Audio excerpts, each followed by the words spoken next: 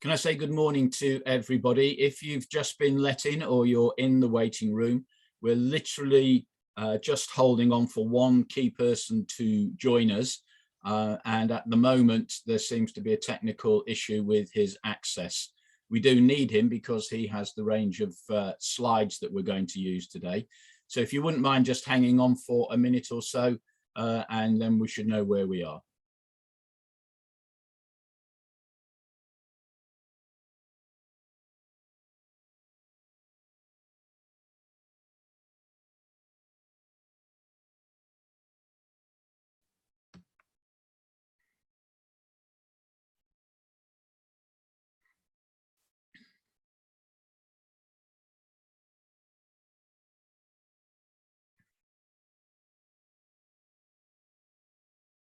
Okay, we've got our key person joined us. Good morning to you, Nauza. Lisa, are we on and are attendees in the room? Yes, we are indeed. Okay. So Nauza, what we're looking for is you to open up and run the slide set. Good morning, everybody. I'll do that just in a minute, having a few technical issues, but let's start now.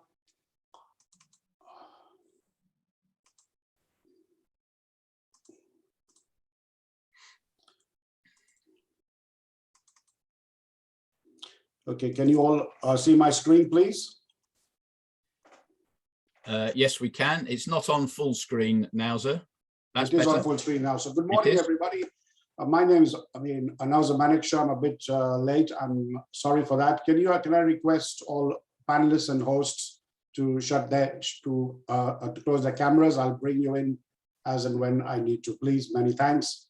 Really sorry for that, but it's a technological issue we've had in the past. We will sort that out for the next time. Okay, here we go. So essentially what this is about is trying to help you to get fit to bid, to understand your products and your services in a bit more detail, and helping you to design your products and services for procurement. A big, an important thing to note is that whilst you may have a product or service which you're selling through retail, online, commercial, etc., but designing them and developing them for procurement is a different game altogether. And that's what this is about. So the program is essentially, it's funded by a central government through Innovate and Grow through London Borough of Hounslow. Many thanks for Hounslow, to Hounslow for that, and many thanks to the Chamber for hosting this event as well. Over to you, Nigel.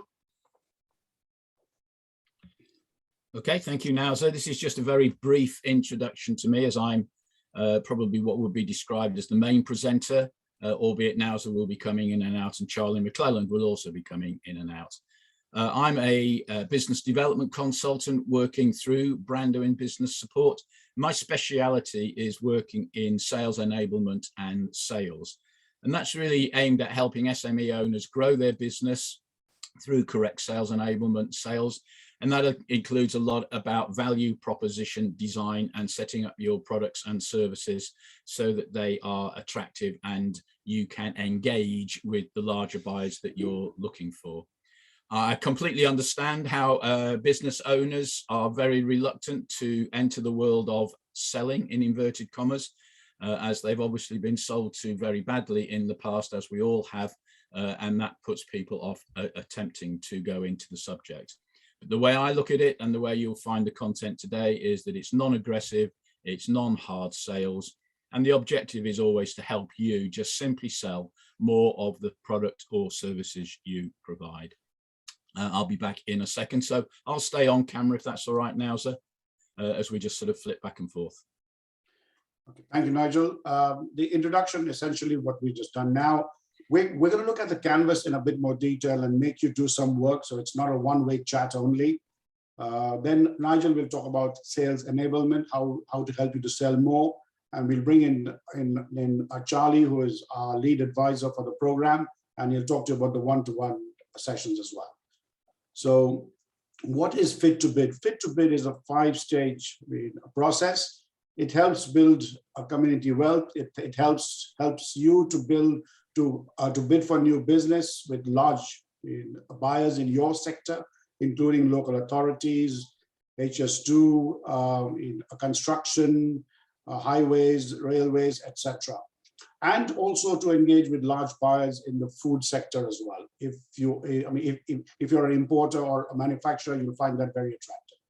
So we had a very successful session engaged with procurement a few weeks ago.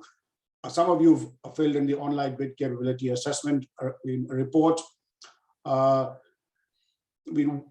These webinars are a combination of number 3 and number 4 in terms of bidding skills and sales enablement. So Nigel, as he introduced himself, he's an expert in sales enablement, and he will take you through the rest of the webinar essentially, and then hand over to Charlie for tender advice. Okay, so a bit of information on the canvas. The canvas we are using today is the business model with a subset of the value in a proposition, which basically asks you, who are your customer segments, and do you have a value proposition which matches those segments? So going back to my point, you may be selling now, but how you sell in the future may be a bit different when you want to access a procurement services. Okay, the canvas itself basically focuses on a key thing. What is the customer job to be done? And I'm going to leave that to Nigel to describe in a lot more detail. So I would suggest from this point onwards, if you have a sheet of paper or a notepad ready, would really help, because we're going to help you to develop your canvas, your value proposition canvas. Okay, so how does it basically fit in? The business model is an overview of your business, and the value proposition and the value proposition helps you to zoom into your business, look at it in a bit more detail, and start with your customer segments. So the key thing to ask you now is to think about, whilst we're going to the next few slides, who are your customers and what is the job to be done? And I'm going to give you this example now. Just imagine in summer, we've all this behind us, and you're on a lovely holiday, and this is the island of Santorini. Okay, so the only way to get there by a boat is through a cruise ship, but the harbor is not. It's a bit choppy, and it's not very sort of deep as well. So the cruise ship essentially has to get their passengers off the cruise ship and on the island. So what they do is they've got, and that's a job to be done. To get the passengers off the cruise ship and on the island is a job to be done. So what they do is they hire a smaller boat. It's called a tender. Nothing to do with bids and tenders, but it may be it's related in the past. And that small ship or that small boat then takes you to the shore. But then there's about 1,000 feet between the shoreline and the village. How do you get there? So that's a job to be done as well. So essentially, if you're hale and hearty, if you're of a very strong body and mind, you can walk. It's hell of a walk, but it can be done. It's not for people like me. It's for a slightly younger and fitter people. Or there is a donkey caravan, and you can actually, pay to ride a donkey and go up those 1,000 or so steps. Alternatively, if you have a few euros and it doesn't cost much, you can get into a very steep cable car, which is extraordinary, which we did. So a job to be done. The job to be done was to get the passengers off the cruise ship first, onto the shore, and up the steep slope onto the island. So there are 3-4 ways to do this, and that is what I'm trying to say to you. There are different ways that customers would prefer to get a job to be done. So look at the customer's job to be done. What is the job to be done by a local authority, etc. So, okay, so you're up there and you've now taken a photograph. Okay, we've all taken a photograph in a lovely place. What do you do with it? You might want to, you might want to print it, you want to send it to your granny, you want to put it on social media, you might be an Instagram influencer, you might want to create some envy with your friends. Different jobs to be done, and this lot here, the Facebook, iPhoto, Instagram, Flickr, Google, allow you to do those different jobs. So the job is the distinction, not you. doesn't matter what age you are, who you are, where you're from, but it's the job to be done that these apps and these companies approach you with, not necessarily based on your profile. It's based on the job to be done. So focusing on the job to be done rather than the persona helps highlight how features like different features that a camera angle might want to take. So focus on the jobs to be done. Don't focus on the persona. And that's a distinction.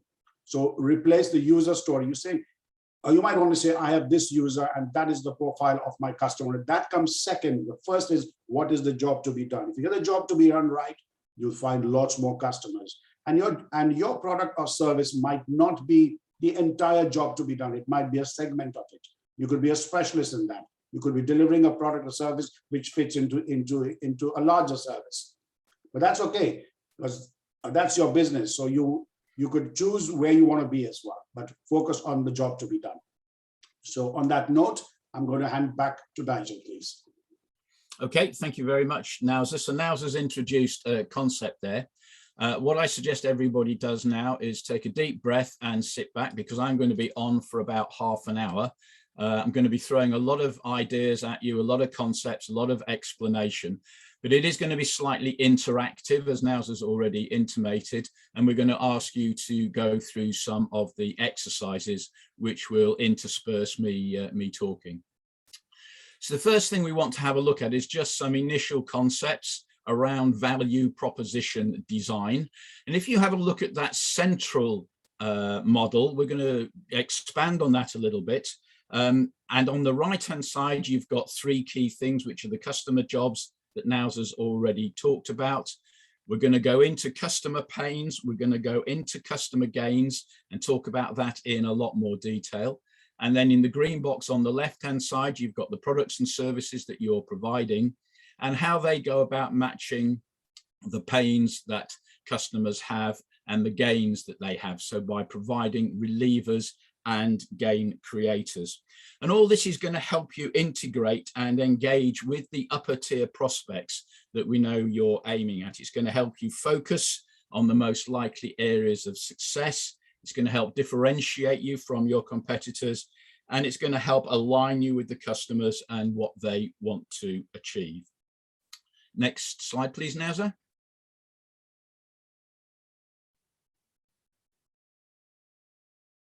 So Nauza's already talked about the jobs to be done, and this is a key thing that we need to acknowledge. If you look on the right-hand side, you'll see that there are different jobs that can be done. There's functional jobs, just simply things that have to be done in a business. There's social jobs, so lots of businesses now have CSR policies.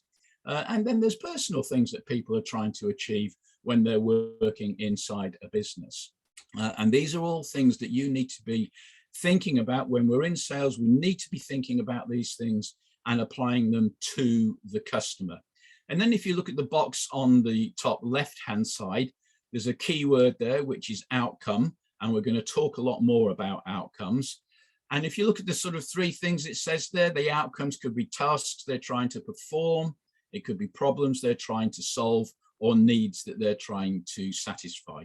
And we're going to go into all of those. So the first thing to look at, just as an initial opener, is to start jotting down what you think at this stage, so this is an opening exercise, are the jobs that your customer wants to be done. Can we just go to the next slide, please, Nauza? So what you see here is a chart that we're going to use, and we're going to use it in various exercises as we go through.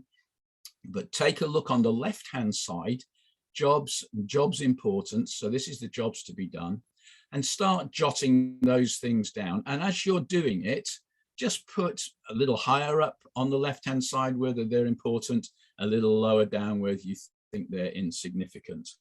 And we're going to deconstruct all of this before we put it back together again. So at this stage, I'm not going to offer you any prompts or hints, but I'm going to give you maybe 45 seconds just to start jotting down the jobs to be done that you think are relevant to your customers and clients and where they sit on that importance chart. I'll just give you 45 seconds to do that.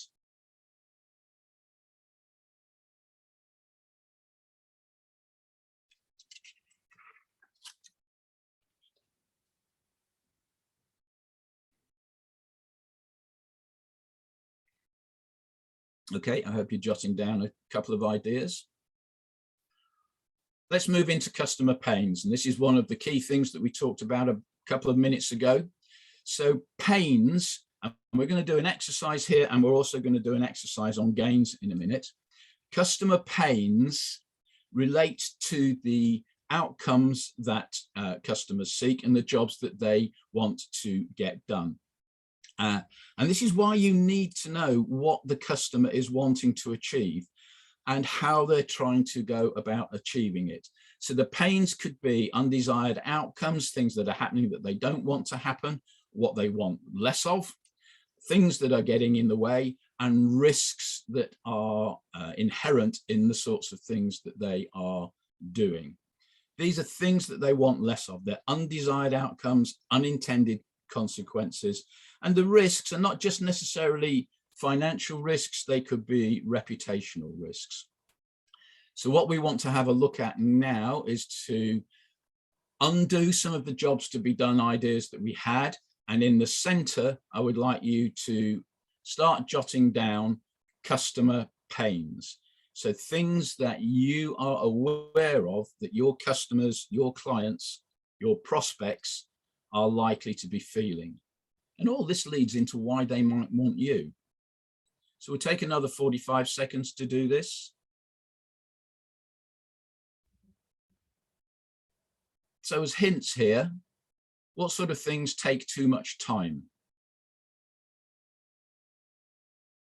Are the customers potentially making repeated mistakes? Are there any financial barriers to what they are seeking to do?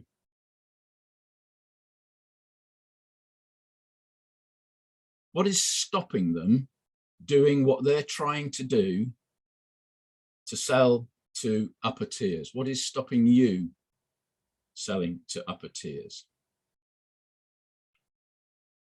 Let's have another 20 seconds on that.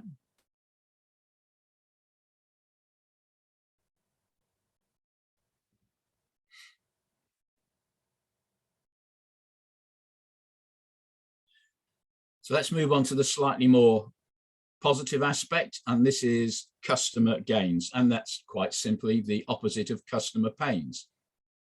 So these are the outcomes and benefits that your customers require. We're going to look a little bit more about that in detail under market fit, which is what comes next.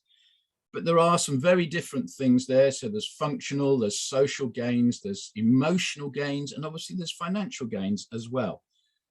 Could be environmental gains. So look at the type of gains that are going to be required and start jotting down what it is you think your customer could be looking to achieve by way of gains. These are things they want more of. So pains want less of, gains want more of. Again, let's have 45 seconds on this. So you look to the right-hand side of the chart. We're coming back to this for the third time.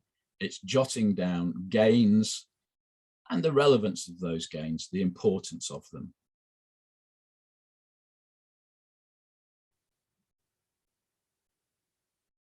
So this could be things like saving time or money. It could be looking for positive social consequences or environmental consequences. Back to the CSR policies. Obviously, it could be financial. Or it could be just simply to make things easier. It could be an HR gain, retaining staff.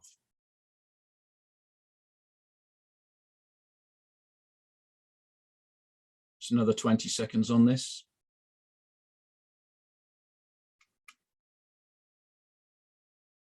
That's okay now, so we can go to market fit.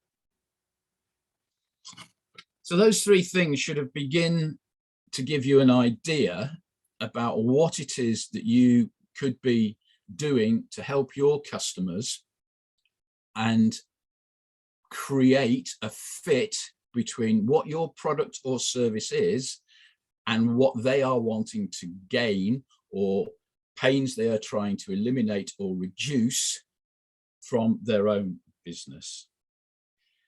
And there's a sad fact here that a lot of businesses fail because there is no market need or no perceived market need for what they are doing.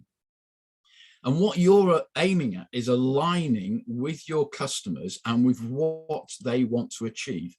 And frankly, we small businesses, we are the ones that have to make that connection, because if we don't make that connection, who will make that connection? Almost certainly your prospect, your customer, your client will not make that connection themselves. And as far as market fit is concerned, what tends to happen? We set up our business, whether it's a product or service, we work hard, and then in a lot of situations, we just cross our fingers and hope for the best.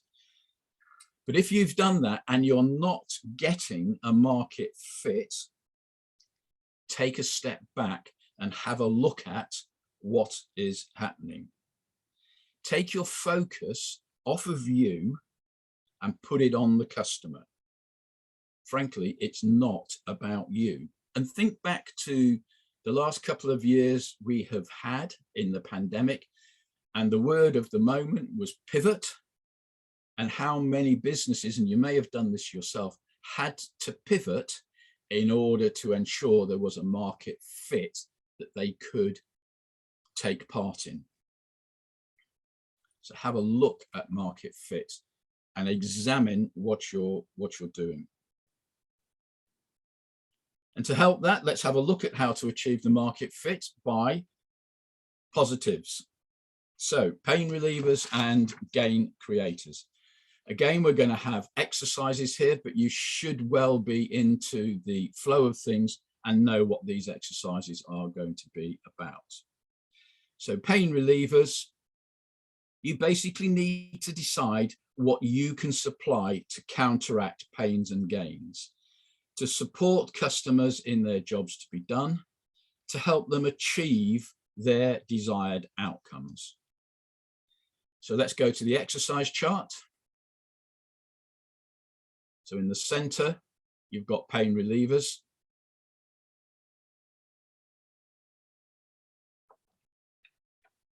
And start jotting down those things that could help your prospect relieve the pains that they are feeling. Could it be something that produces savings? Could you be putting an end to difficulties and challenges that they're facing? Simply help them sleep better at night. Take another 30 seconds to think this through. So this is just that central column.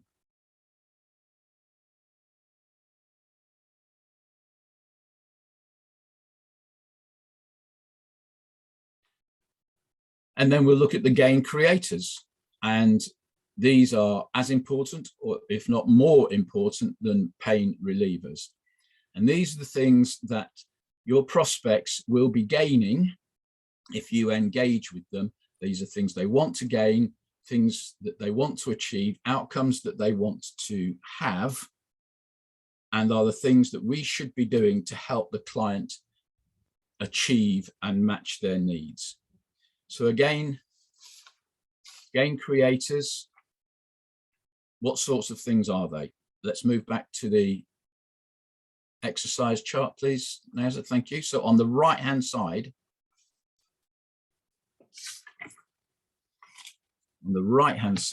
gain creators. So jot down a couple of things that you think are going to help.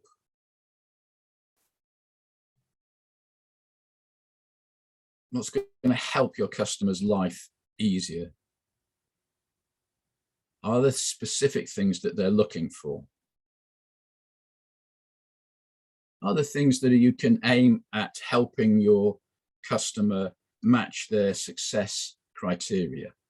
So these are very much positives.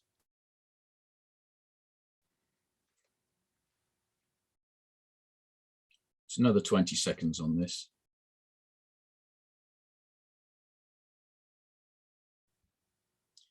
Okay, and you'll notice on the left-hand side, there's a column products and services, which we haven't addressed yet.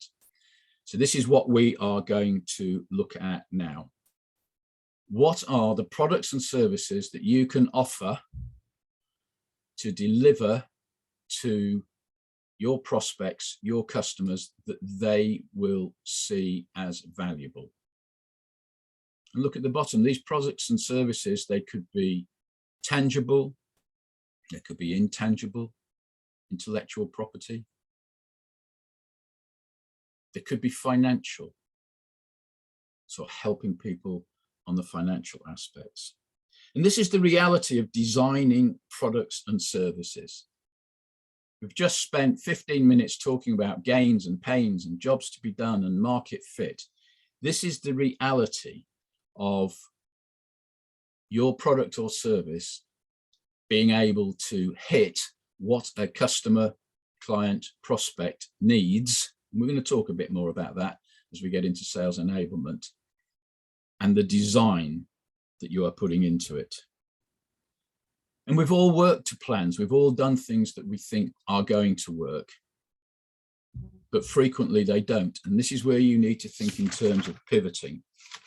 And I'll also offer you one additional thing, and that's an extended product or service, an extended market fit, which is looking at how your customer wants to be perceived by the people they are selling to, by the top tiers. What is the key thing they need to accomplish? So back to the chart. So on the left-hand side, what are the products and services that you either have or need to design or need to redesign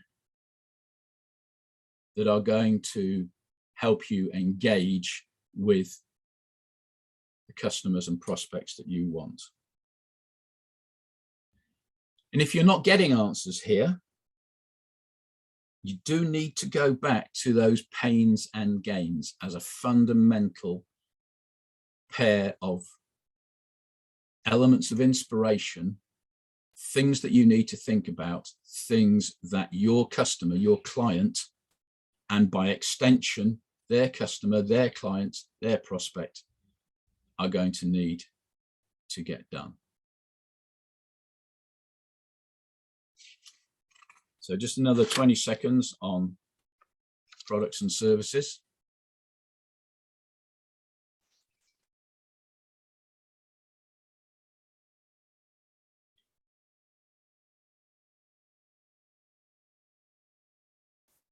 Okay, so let's just summarize this first half of my part of the webinar, and that's the value proposition fit. And this is your takeaway. It's putting everything together.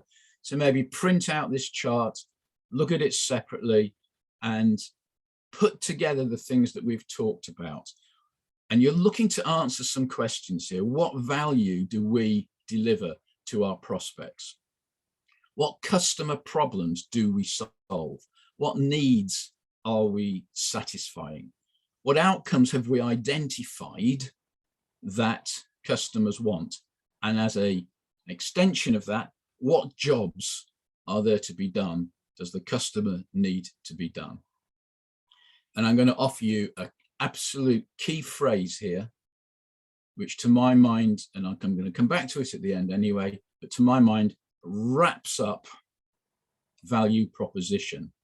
And it is simply this: how is the customer better off by engaging with us? That bears repeating. How is the customer better off by engaging with us? And a very quick summary just to end this section. We've got 5 things here. So look at the value proposition canvas as 2 separate blocks. That's going right back to where we started. Try and be defined and don't mix customer segments into one canvas. If you've got different customer segments, do a different design for each of them. Look at the customer segments through the customer's profile. Don't just focus on functional jobs. Look at all the other ones, the emotional ones, and don't try and address every single customer pain and gain. We're going to get into this in a minute, because you'll just be spreading what you try to do far too far. So that's value proposition design. So what does sales enablement do? What is sales enablement? Well, sales enablement allows you to apply your value proposition to the marketplace. It's the link between what we might call marketing and selling. It's the market fit, and it's going to be about where to focus your efforts. We've got 3 key concepts coming up, and I'm going to go through each of them together. And what that's going to do is indicate to you a niche where you can focus your efforts. And whenever you speak to business advisors and growth advisors, they all talk about finding your niche. You must have heard this before, but they very rarely, if ever, tell you how to go about finding your niche. Well, I'm going to bring to you 3 key concepts. When you Venn diagram them together, and I've got one of those later on, you will see exactly what your niche needs to be. This is going to take us about 10 minutes in total. So the first key concept is your customer segment and your ideal clients. And this is all about knowing who your key customers and prospects are. Not just those that you've got existing, but those that you're aiming at. And frankly, try and avoid that, well, anybody who wants my product or service can be a customer. That may well be true, but what we're going to be looking at here is you focusing on outbound prospecting, where you have very, very limited resources, whether that's time, effort, energy, inclination, money. And so you need to be looking at those segments and clients which are likely to give you the best ROI on all of that stuff that you are putting into it.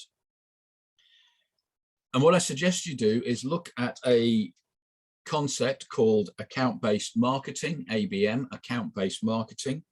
And that's all about defining a limited number of ideal clients, going out and identifying them, and digging deep by research into every aspect about them. So that's not just things like their size and their trade and their location and what media they use, but it's also things like their key personnel, their age, their families, holidays, things that you can find out about them that are going to help you dig deep into how they operate. So that's key concept 1. Key concept 2, and there are 2 sides to this, are about situations and how situations reveal needs. And the thing about needs is that most customers, clients do have needs, but they probably don't recognize that they have one. As an example, they don't recognize that they need you. Otherwise, they'd have been on the phone or emailed you. And if they don't recognize their needs, what will they recognize? And that is situations that they will be in. And it's the situations that they are in that they will recognize, that you can help them recognize, that are going to lead to an understanding that they need your product or service. And these situations could be things like triggers or events, people in or out, particularly contracts run. So you've got to be looking for that, and looking for anything that's changing in the marketplace, the direction of a business, things that are happening there. But just to look at the bottom left-hand side here, there's something I really want to focus on, and we're just going to do a little bit of an exercise, and that's what I call the X factor. So I've kind of manipulated this. Could you just go back a second now, if you wouldn't mind? The X factor is all about changing content, which is what you want to talk about, to context, which is what the customer wants to talk about. So it's all about the context that the customer is in. And as an aid memoir, I've smartly named that the X factor. So let's just do a little exercise, if you can now, Nauza, on situations. So start jotting down situations that could exist key potential clients that might alert them to a need for you. What situations could they find themselves in or do find themselves in that you could help with? So jot things down other than the previous examples that I gave you, but think events and circumstances. You also need to think about what happens if the customer's context changes. And that's pivoting, that's adapting, that's keeping your ear to the ground. So let's just take 30 seconds thinking through situations.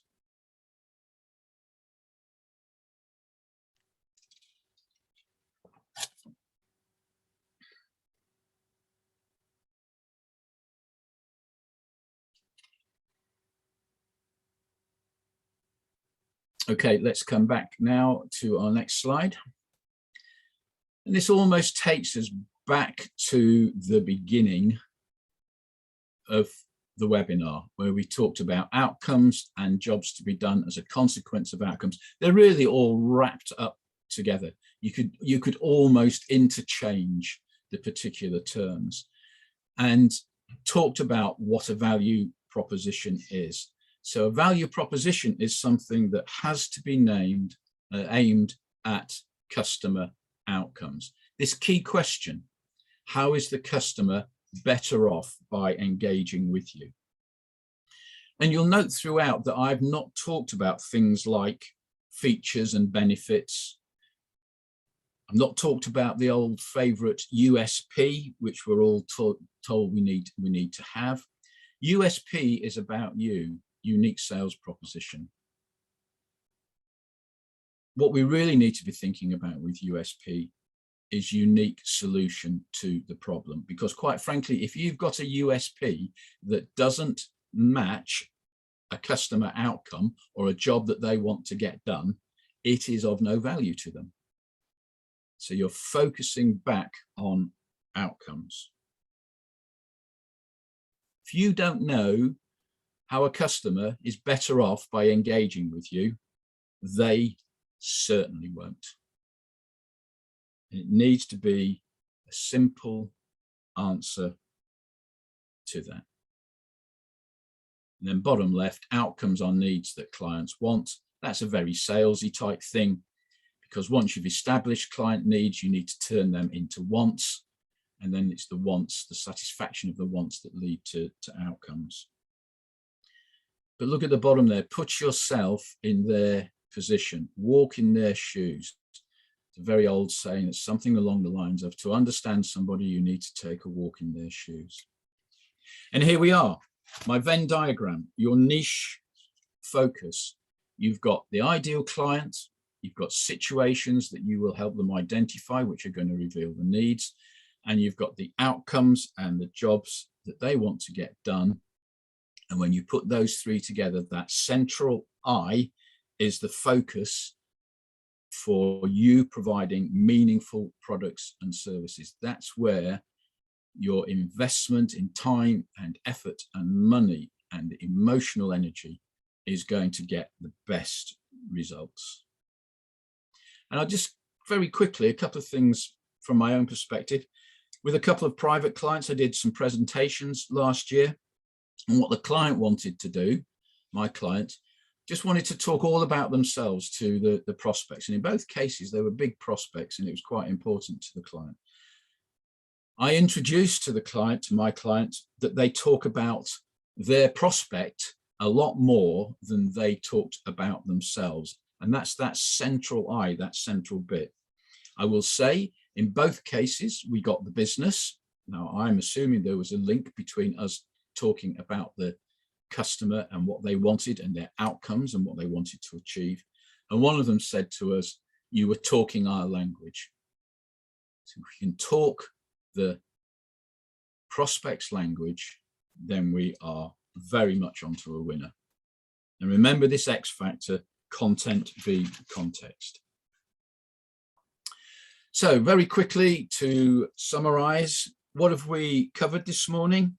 We've looked at value proposition, we've looked at the design, we've looked at the canvas, we've looked at a basic model, We've looked at the components of jobs to be done, pains and gains, pain relievers and gain creators. We've looked about how that's going to help you get a market fit so that you can design products and services that will succeed. We've looked at sales enablement, which is moving you from marketing to sales to be able to apply your value proposition, and those three key concepts that I just went through that you brought together to give you a niche focus. And if we want to summarize this into two things, then these are the two things we want to summarize to. On the left-hand side, what are the jobs that your customers, clients, prospects are trying to get done that you can help them with? And on the right-hand side, how are they better off by engaging with you? And if they're the only two things that you take away from this whole presentation, you're taking two key things that are going to be absolutely vital in helping develop and grow your business. And your commitment to yourself, if you will now, so to the final slide that I'm going to talk about, is your action plan. You can have spent, I don't know however long it was, 30, 35 minutes listening to everything that I've been saying. Hope you found it interesting. I hope you found it inspirational. I hope it gave you perspectives that you may well not have had before. What I do know is it gave you an enormous amount of information that you may well need to reflect back on. In some respects, I recommend print out the entire slide deck and use it as a workbook for going forward. But your commitment to yourself is to take action. And what I suggest you do, just as finishing, is let's just take 30 to 45 seconds to jot down three things that you could do. Now, there's a whole thing about could do and would do. Jot down three things you could do, and then give them a big asterisk if you will do them. Because there's no point jotting down an action that you could do that you're not going to do. So focus on actions that you could do and that you would do.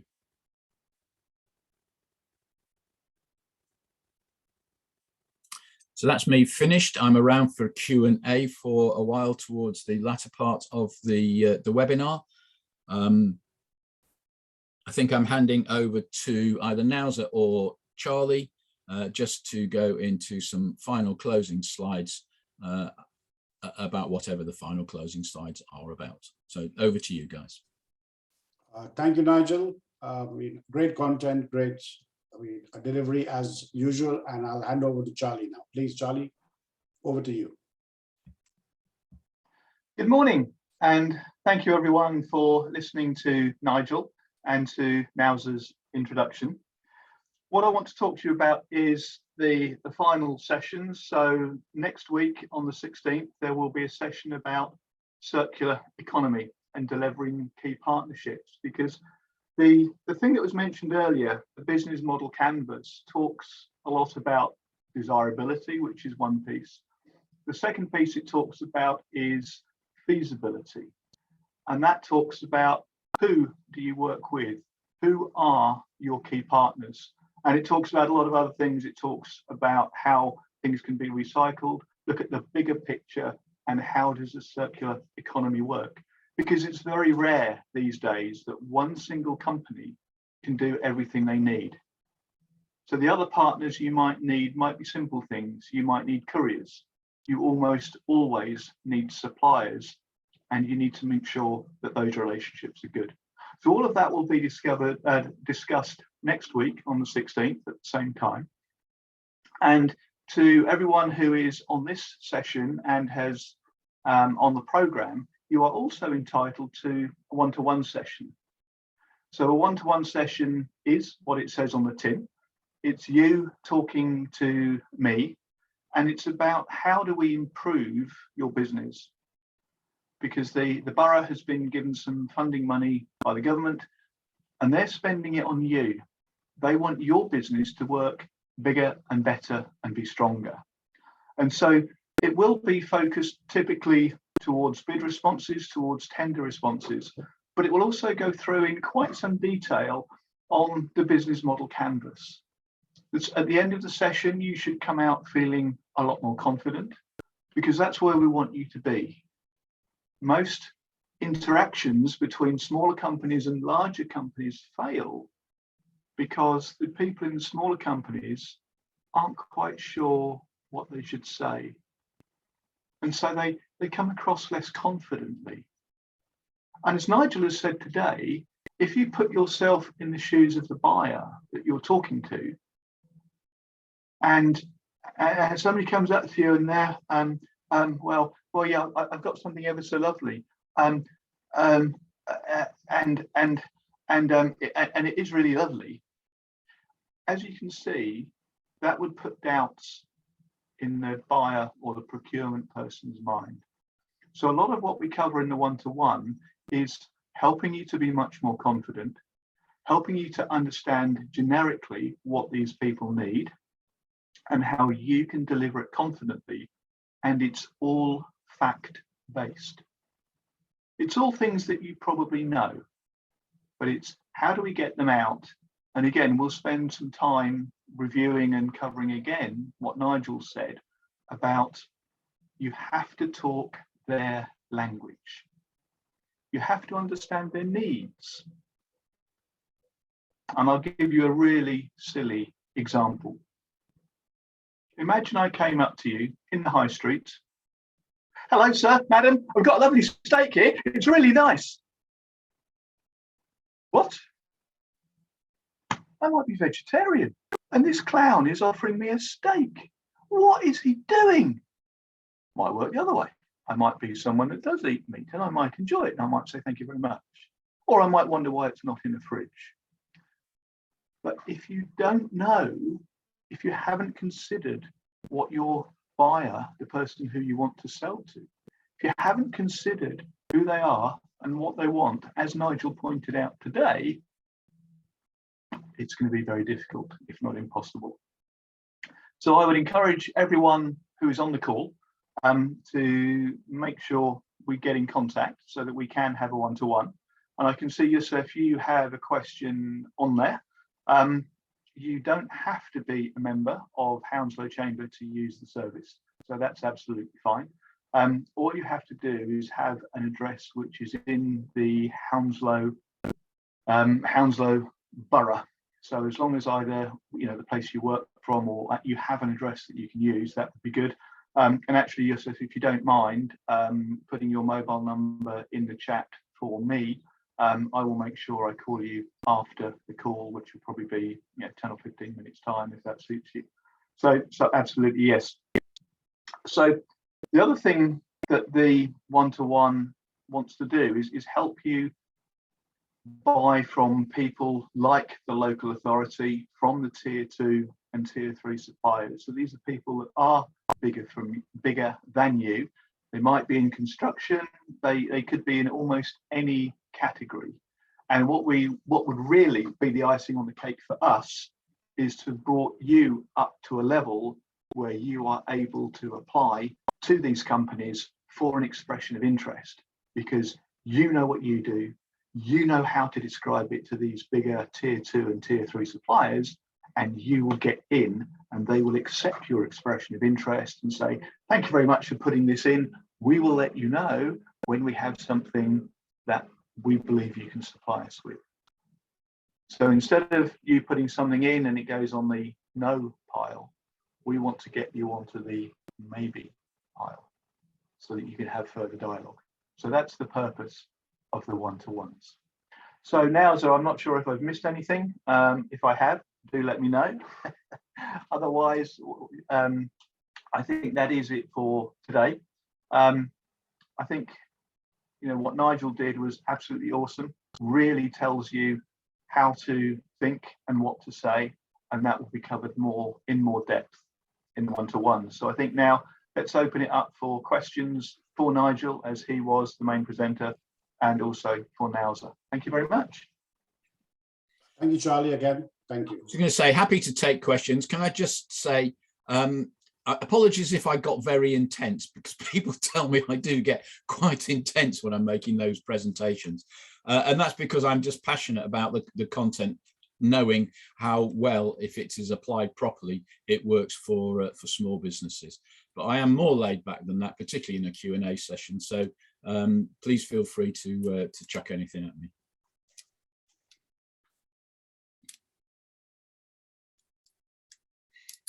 Any questions? Otherwise, we can close the session, and the recording will be available on the Chamber YouTube channel. And Charlie is going to contact Yusuf, which is great. So again, many thanks, Nigel. That was great content, good stuff, and a lot of good things for SMEs. Thank you to Charlie, and thank you, Lisa. And have a great day, everybody, and see you next week, same time, same place. Okay. Many thanks. Okay. Bye all. Bye-bye.